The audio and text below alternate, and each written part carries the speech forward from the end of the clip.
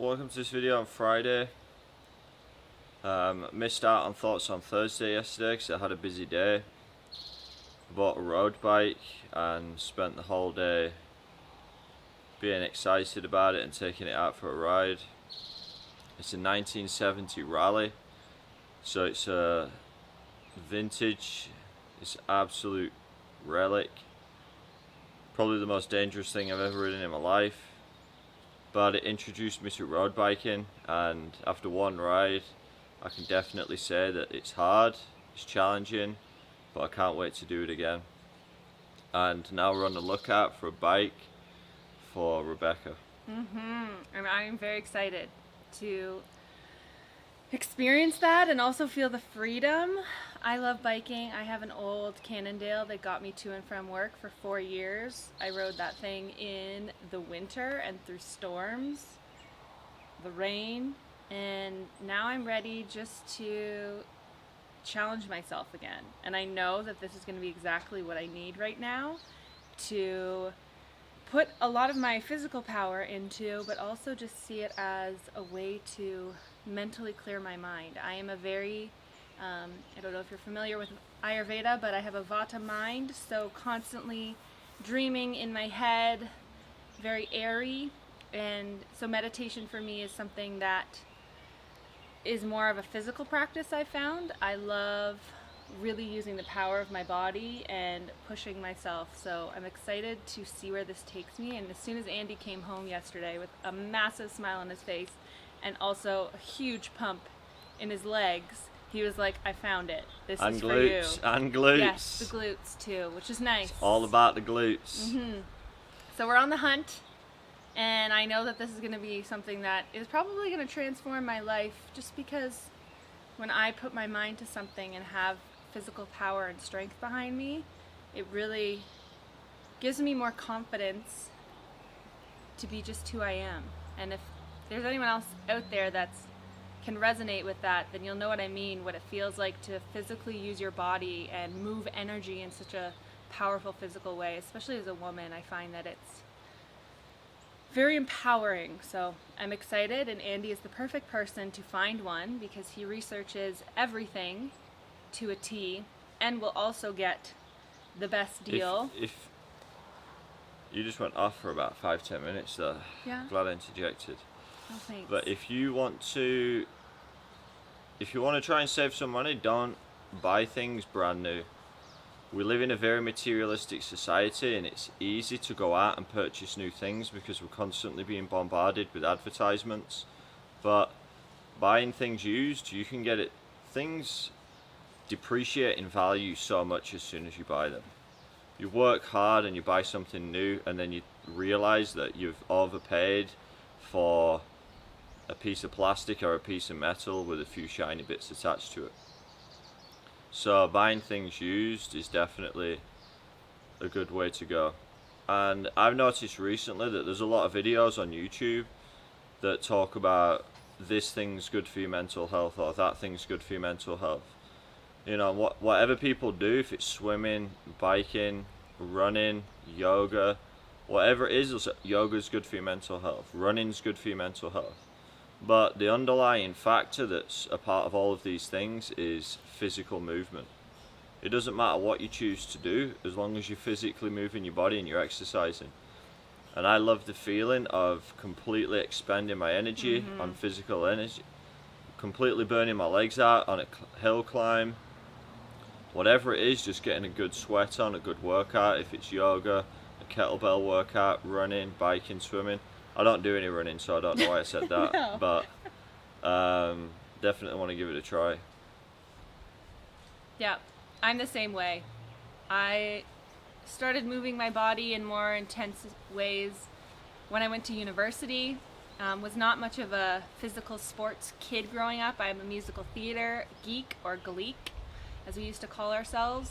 But as soon as I started to lift weights, and especially barbells and Olympic weightlifting, oh my, that was very powerful in just being able to use my body in such a way that cultivates strength and also just the focus that you need, because you do need the focus. It dials you in, and Yeah, it takes a lot of mental a lot of focus and preparation too. A lot of physical activity is mental.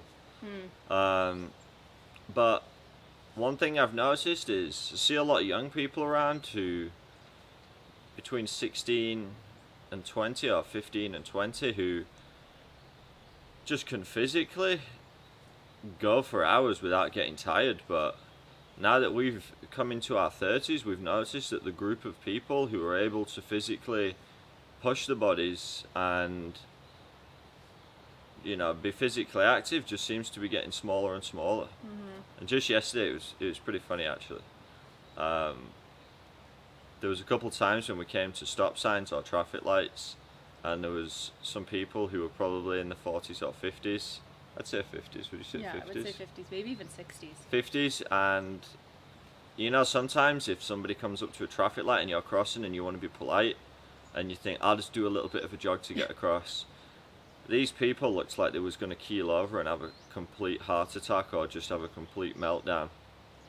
And that's why I thought when I get to that age, hopefully I want to try and stay in shape. So if somebody pulls up to a stop sign and I have to get a little bit of a jog on to be polite, it doesn't look like my body's just being completely shocked and woken up from some sort of cryo chamber that I've been asleep for the past 200 years.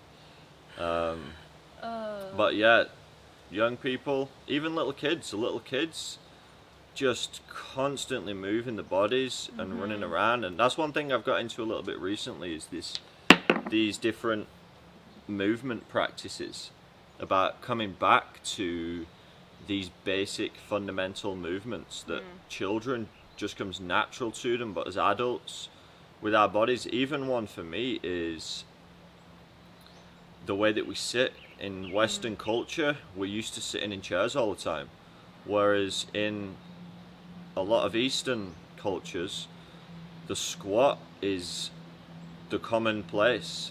If you go to a lot of places in Asia, people will just be in the squat cooking and communicating with each other. Right now we're sitting. If we tried to squat, I could maybe do it for 5 seconds, that's it. Yeah. And cross-legged. When I started yoga, one of my main goals was people were getting carried away with, I want to be able to do a handstand or bend my legs behind my head, but I just wanted to be able to sit cross-legged comfortably. And even after practicing yoga for a few years now, I still find it hard to sit comfortable in a cross-legged position for a prolonged period of time. So it shows that the way we use our bodies and sitting at desks and chairs, a lot of the times our joints just begin to seize up in a way, and we lose that natural movement. So practicing that is a good way of being able to go out and do the physical activity, because it's kind of weird that we have to go back to looking at kids as our examples and our role models, which we say a lot of times, but the way that they can move, watching a little kid, it's like they've got insane flexibility. Yeah, They're we just see born that with with it, and we our slowly nephew. lose that. Oh, it's nuts. Constantly. He just turned 2, and the amount of movement that this little one exerts, and for extended periods of time, it's incredible. But just to go back on the sitting point that you were making, there's been studies that have been done too, comparing people who sit on the floor and how amazing it is for their spinal health as well, and just being able to, once you get old, I think a lot of people have a fear of falling and then not being able to get back up. And again, as you were saying, in Eastern countries and just countries and cultures that tend to sit on the floor, that's not an issue within their elderly. Whereas I feel like in North America, we've just become so disconnected with like our bodies in general, that we do see more people falling. My grandfather fell. Can I add to that? Yeah. Not only have we become disconnected with our bodies, but most people are punishing the bodies. You know, it goes deeper than a disconnection. It turns into this weird punishing of bodies. We look at the general health of the population and it's appalling. And a lot of that isn't down to the individual. It's down to the things that the individual has inherited, but also advertisements and the diets that are being pushed on people. This morning I was on YouTube and an advert came up for Oreos, and there's this happy theme music playing, and there's this lovely setting of a nice family, and it's pushing this idea that if you eat Oreos, these things are reality, when in fact you eat Oreos and your legs will probably fall off from diabetes. Yep. So it's complete madness, and we should really put a stop to some of these advertisements. Just the way that in the 50s we look at smoking commercials and it was fine, and now we look back with horror. That same thing is happening around us today. And just like in the 50s where people bought into it because that's how human beings work, we are susceptible to conditioning. Yep. Same with We're doing the same thing now with sugar. Yeah, they're advertising to children too, which is a big thing. And some countries have banned that. But I'm not going to name names just because I don't know if that will get demonetized or whatever. Just to. But what will get demonetized? Our videos, because we're making. There's 20 people watching this thing. But in the future, there's zero money coming from these videos. But I unless you want to donate thing. some money to us, and then we'd be very I had grateful. The same thing. We can buy road bikes. Yes, road bikes. I was targeted with an ad for one of the most famous fast food restaurants, and just saying, like, even just having the happy, like, little toys and happy meals and all of that, it's just how you're feeding kids literally garbage, but then you're targeting them as well. And I think that should be illegal, to be honest, because as young children we learn so much, and our minds are so shaped by the age of 5, I believe, especially our personalities. I think that's the age range. And so if you're being fed all of this information, or it just becomes commonplace for you as an adult, you don't question it. But that's a really huge problem, because like you said, yeah, we're coming in with what's already been passed down to us. So if our parents ate a certain way, that's going to impact our genes, which then impacts us, and it's almost predisposed in our bodies, and you have to do this reversal. So what we've been doing with that awareness, hello spider, is trying to make sure that our bodies are as healthy as possible, but even viewing them as a temple, and understanding that what we put in is what our cells become. So if you think about it, if you're eating burgers and fries and processed food, then your body is literally being made up of processed food. But if you're eating plants and grains and legumes and high quality meat and fats, then that's what your body's going to become. And my personal experience is diet made a huge impact into my life in general. The way I thought, the way I handled situations, my emotional health, my mental health. Diet was something that I could physically control. You can control what you put into your body. A lot of times it's hard, and you don't change your diet overnight. I did a video, I think it was one of the Monday meditations, but it talked about making marginal adjustments. Yeah. And just making a couple of small changes to your diet rather than trying to overhaul your diet. So whatever your diet is, stick with that diet, but add a couple changes or drop a couple things out of it. And it's a long game. That's one thing that I don't think we could speak highly enough, is that you've got to play the long game and not play the short game, which is what we've been told is we want things and we want things now, and that's just not the way life works. It's a marathon, not a sprint. That's an old cliche, but it's definitely true. And one of the biggest things that you can start to change in your life right now is to drink more water. And I know that people hear that all the time, and it seems like it's an underrated thing or very simple, but it truly will transform how your body functions. We are made up of 75% water. Andy's got his water there. And I find this is the most yogic water bottle, which there was a guy who was on my yoga course who he imported these from India, super nice guy. It's called, how do you pronounce it? Beringora? It's pronounced Berigora. So if you want a copper water bottle, help that guy out. Find them online if you can. Yeah, but water is one of the most important things that we as a human species need to be consuming more of. And that doesn't just mean I'm getting it from my coffee or my juices or any beverage. It's literally just clean, filtered, natural water. and it will improve your skin, your joint functions, your bowel movements. I think that as a society, there's so many of us dealing with constipation and all of those things. Can I mention something? Yes, you may. That just made me think about the water boy, and how the water boy is portrayed as, you know, a little bit. I've never seen the movie. Yeah, it's Adam Sandler, and he's not portrayed in the best light, but he turns out to be the best character. But that's the thing, that people who drink water are kind of the nerds. Are you drinking water? But drinking water is probably the smartest thing you can do. Yeah. If your brain becomes... We burn a lot of energy physically, but our minds burn 25% of our energy. And if you're someone who thinks a lot, which most people do, overthink or stress and dwell on things, that 25% can ramp right up to 45%. So you're burning a lot of energy and you're becoming dehydrated. And if you become dehydrated, you make poor decisions. So water's definitely super important. But I'm sorry I interjected there, but I just had to mention the water boy. That's okay. I'm sure Gatorade. Okay.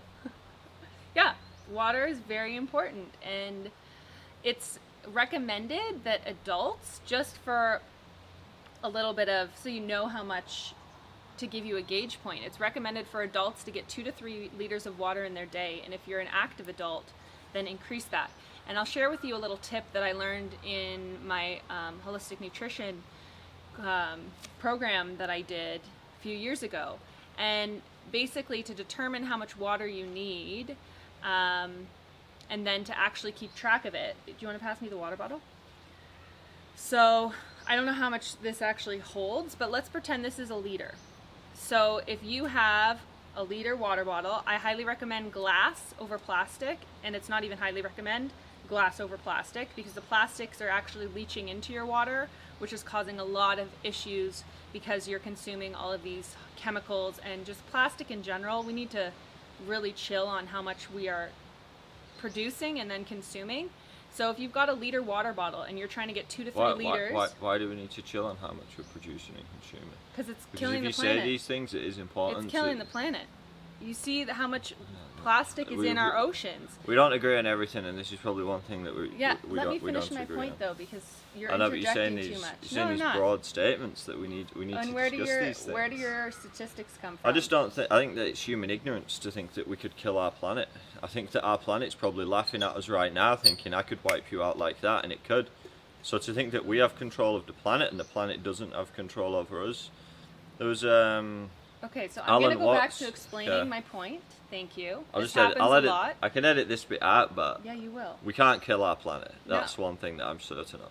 So if you're wanting to get 2 to 3 liters of water into your daily recommended water intake, you have your water bottle. We can kill ourselves as a species. Andy. I know. It's important that people know this, that we're not killing our planet, we're killing ourselves. It's an important distinction to make, and the only way we're going to be sensible about producing waste products and polluting our atmosphere is that it's not killing the planet, it's killing ourselves. To think that it's killing our planet, people aren't going to stop. And it's a reality that most people don't want to face, is that we have these self-sabotage as individuals, but also as a collective species. And as a collective species, we're slowly eradicating ourselves. It's something that is kind of a bit doom and gloom, but it's something we need to discuss and put out there so that we can do something about it. Awareness is everything. I'm just not going to talk because you don't let me. You're just going off on a mad one about water. I'm giving them a tip of how you can consume it. Let me just see how long's left of recording. No, I'm done. Then we've got to wrap it up. No, but you didn't let me finish my point. I'm done. I'm not... No, but you can't, if you're going to say something, you have to be able to explain it. But just saying that, you're regurgitating what's put out in media. You are. You're making up statistics that don't actually we're producing plastic and we're killing our planet. Those things just aren't true.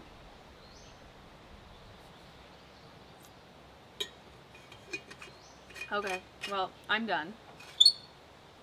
Well, let's wrap this up. No, because you don't let me talk. You don't let me talk. I have to wait for a moment to interject, otherwise you're off on one for like 10 minutes. Plus we got to wrap this up. It's not easy being in a relationship and Oh doing my our joint gosh. videos. We've got to learn to give little breaks and let the other person speak. I agree. And not interject just because you feel like you have a point. It's called holding space. And I feel like for us, having a talking stick would be very beneficial. We've got to talk in water also. Because we both have lots to say and get very excited about what we want to say, and then feel that our point is more valuable than the other person sometimes. And I think that that's a big learning lesson for both of us to learn, and also respect what the other person has to say, even if we don't agree, but letting them finish, because everyone has a voice and is valued in what they have to say. Just because it may not resonate with you doesn't mean that it might not resonate or help someone else. I'm getting schooled on my own channel. This is outrageous. Well, it's the truth. Probably going to edit this out. How should we wrap this I up? just feel like we should do a completely different video. What, do a new video? Yeah, because it was really not anything of anything. We talked about drinking water and all such. Yeah, but then you didn't even let me finish the tip that would actually help people. What would our new video be about? You on your own? What? Because you don't let me talk anyways. I do, but you No, go off, Andy, dude. you and go then, off. but you go off, and then you speak. This is kind of how you float, and I'm just saying this.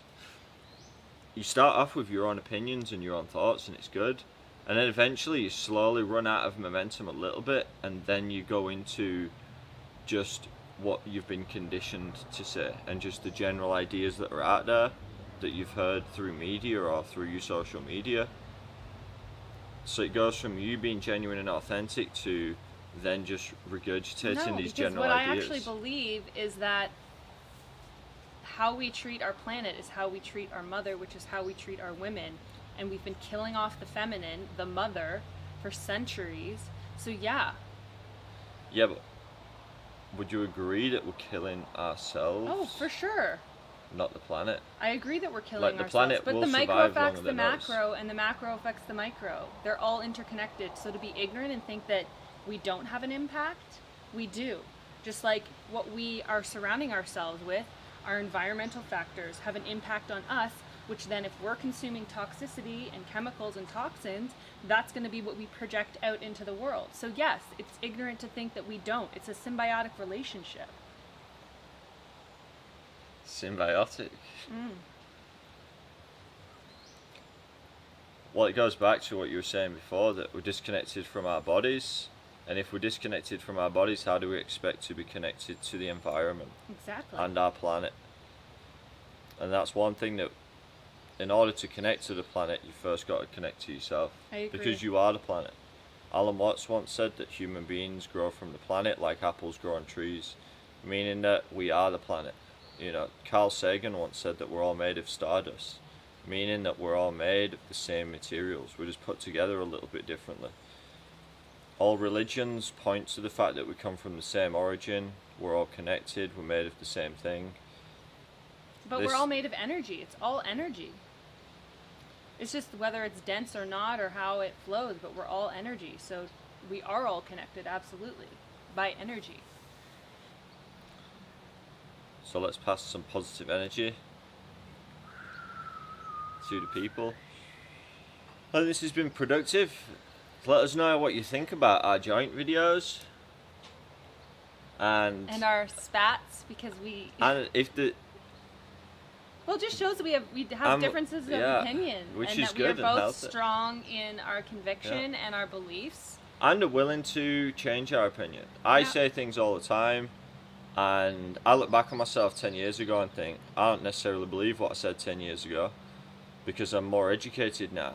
But being open to admitting that you're wrong about things, or open to changing your mind and not being stubborn, that's a very good quality that a lot of people, including myself, have to acquire. Yeah. And I'll say you've made some very good points. Thank you. It's definitely made me think about my own points. And yeah, it was a good talk. We need some recommendations for names for this new little series that we've got going on. And our new bikes. and our new bikes. Mine right now is called the Tetanus Tornado because it's a rust bucket. It's completely lethal, as I've already said, and yeah, it's pretty ludicrous. But if someone wants to donate 2 road bikes, we need a 52 centimeter road bike for Rebecca. I need a 60 centimeter road bike. We live in Kelowna. We're not putting our address on YouTube, but send us a message and we'll give you our address so you can send us some road bikes. Thank you, and thank you for watching, and thank you for letting me come on here today. This is a little follow-up video to our video that we just recorded a couple of hours ago. We went to edit it and watched it back, and the first thing I noticed was kind of what I talked about in the video about you've got to not be held to your opinion, be open to new things. So the first thing I noticed was I said that we're not killing our planet, we're killing ourselves.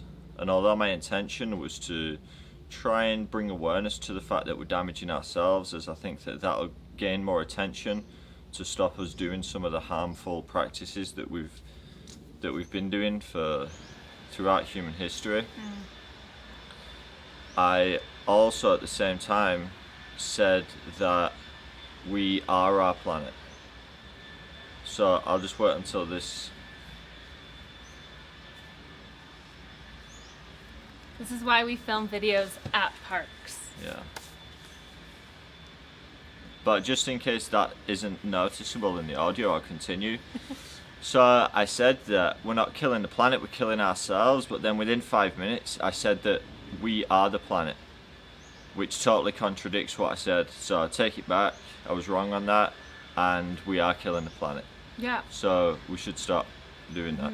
And that was where I think I interjected with the fact that like the connection between the macro and the micro, and then we were able to discuss that. But it's true. What we are, I mean, we're everything. So how we're treating ourselves, and you made that point of like, yeah, we are killing ourselves. And at the beginning you were talking about how like what you're putting into your body, and just like the mistrust and mistreatment of ourselves, like you see it. So it's really important to look and reflect at what I see. Maybe I don't like what I'm seeing out in the outside world, and it's really tough right now. There's a lot of really dark, ugly things about humanity that people are having to see. But it's also an opportunity that if what's happening around you in your environment, look at how that's a mirror to what's happening inside of you. Because it is ultimately a mirror. So it's just some food for thought. If you don't like what you're seeing on the outside, then it's an opportunity to reflect inwards and see where, well, maybe I'm not treating myself with love, and that's why I don't see love in the world. Or maybe I'm not nourishing my body, and that's why I see a lot of dis-ease and famine, or, well, yeah, disease. What do you think about that? Yeah, I think that's a good point, that what we look at into the world and see can reflect what we feel ourselves, and that's the way it is for people as well. We use other people as mirrors for ourselves because all of our senses are outwards, so what we see in other people tends to be a reflection of ourselves. And yeah, that's a good point. And for our future thoughts on Thursday, I'll probably be thinking a lot about the reasons why we're doing that to our planet, and is our species even supposed to last? Are we? Because this is one thought I've had. I'm just going to say this is, I missed thoughts on Thursday, I said, so I'm just going to say this next. This is the thought that I've had. I'm ready. And it's to do with climate change and global warming and polluting the atmosphere. And we're pumping a lot of carbon into the atmosphere, and human beings, we don't breathe carbon. It's not good for us, but to life itself, carbon's an important molecule because it binds other elements together. So we're releasing the building blocks of life, but it's not good for us. But that's a selfish way to look at it, because trees release oxygen. They're breathing carbon dioxide and they release oxygen, so the trees are good for us. But if the trees collectively got together and said, listen, we need to stop releasing oxygen, it wouldn't be good for us. So by us releasing the chemicals we're releasing, is that good for some sort of future species, or that's not us? Because I think we get very caught up in just humans and forget about the broader picture, forget about other species on the planet, and forget that we're connected to this far bigger thing than just ourselves and just our own species. I completely agree. Yeah, and death itself is something that I think a lot of people don't think about until they get near the end of life, but it's something that is inevitable. Nothing avoids death. Death is a part of life. We're only here for a finite amount of time, which is why we have to make the most of time, but why we also have to become comfortable with death and not put it off or suppress it in the back of our minds.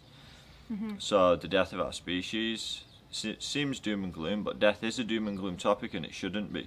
It should be something that's open on the table and that we should talk about, because it's one of the things that's inevitable. You're not going to avoid it, and by trying to avoid it,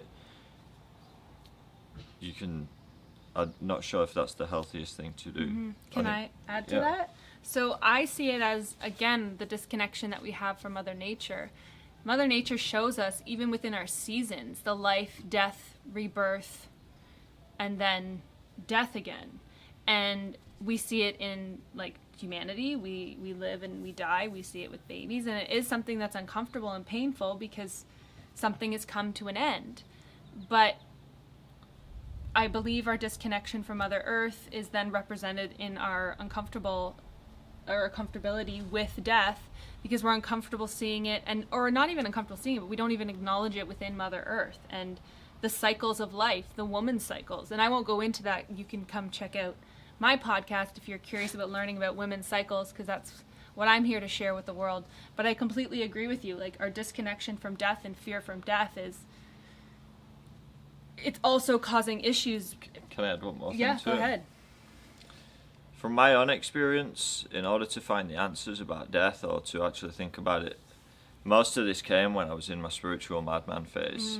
Yes. And it's this idea that our physical bodies aren't necessarily who we are as people. I quoted Alan Watts before because I like some of the stuff he's got to say. Well, one of the other things that he said was, subconsciously we're aware that we're not our bodies. So when we describe our arm, we don't say, I am my arm. We say, I have an arm. I have 2 feet. I have 2 legs. So subconsciously we are aware that we're not our bodies. And all of the spiritual practices point towards, and I feel this in myself, that my body's a temple. It's something that I have to come into relationship with.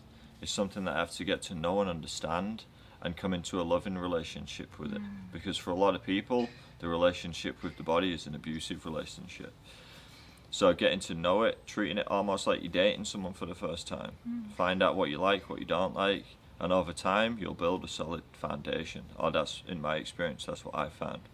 But yeah, I don't want to get too much into spiritual stuff, because I think that a spiritual journey is for each individual person, and each individual person should have their own each individual experience and come into relationship with that themselves.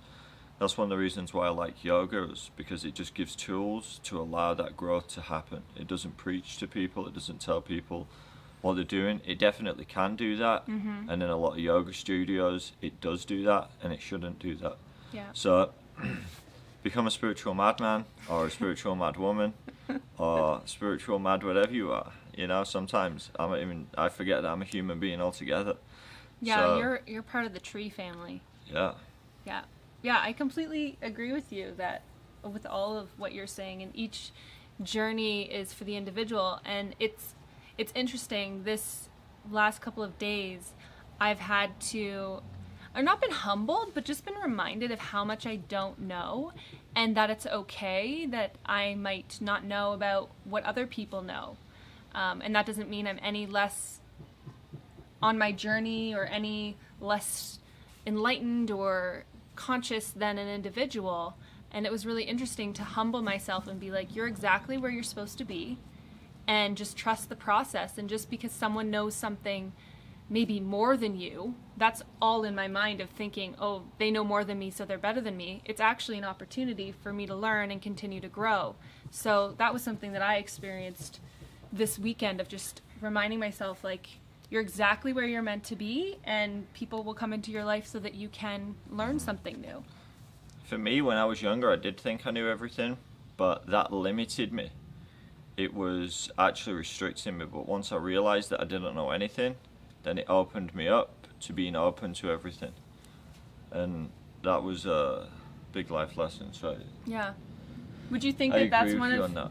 the reasons why you started the channel too, is just to document kind of Just to your document experience? just to document my experience, see where I'm at, see what life's all about. Because like I said in my last video, you know, this idea of we've got to work, save money, retire, that just, it doesn't, I look around, look at the sky, at the clouds, it's completely madness what we're doing here. So trying to figure that out seems like it's the whole purpose of it. And yeah, enjoying life and thinking for ourselves. Yeah. Question, be curious. Those curious natures that you came in as a child, and we're always, I think, around the age of 2, you start to ask why? And some of us, that was fostered. And for many of us, I think that was shut down with, it's just because. So yeah, I think your intention is to foster curiosity within this community, and just share what you've learned in your experience, so people can come to you and say, hey, I've maybe thought that, or have you ever thought of that? So I think it's really amazing that you've started this community with that intention. And using all of the available resources. It's easy to be gravitated towards one way of thinking, or possibly one religion, because it's security. Mm-hmm. It has all those answers, but to figure it out for yourself, and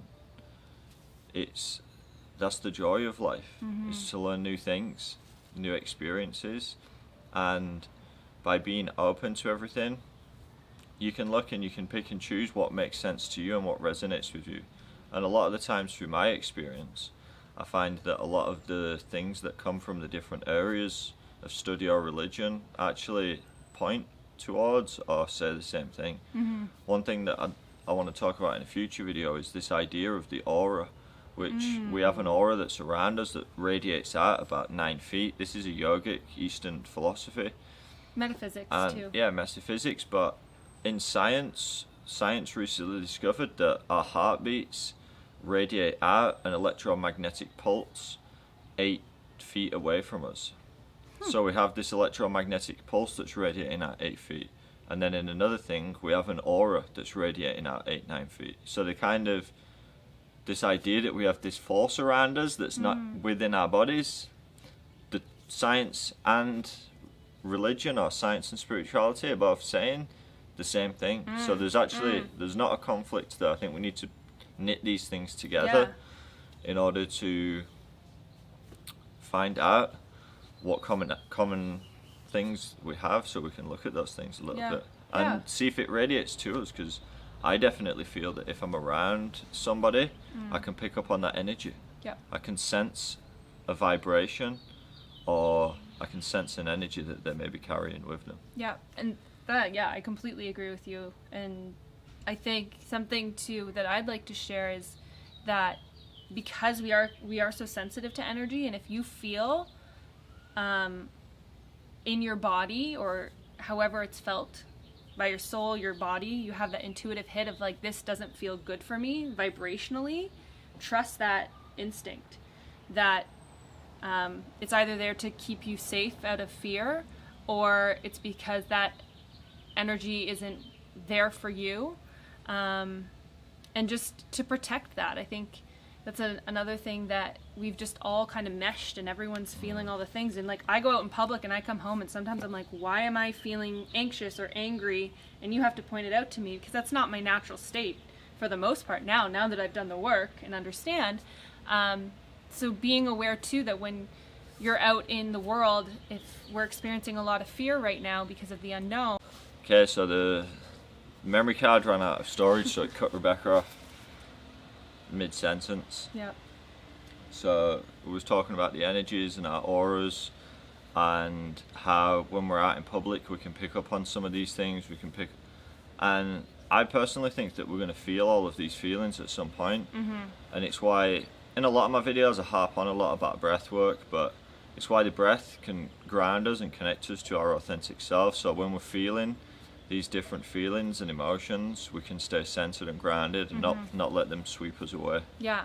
Experience them, because the full spectrum of emotions, that's why we have them, are meant to be experienced. It's just whether or not they take over, or it's what we use to react to things. So yeah, good point. Your breath is which will always bring you back to your center, but feel the emotions and then let them go. And also, you say this all the time, we are not our emotions, which I've had to learn. Well, everything passes, everything comes and goes. So whatever you're feeling, it can seem like you might be trapped in that in the moment, but ultimately, it's not going to last forever. Exactly. Everything comes and goes. Yep. And a chainsaw is happening, so Okay, we'll wrap we gotta this up. go, yeah. Thank you Appreciate for watching. Yeah, thanks. And we'll see you next time. Bye. Bye.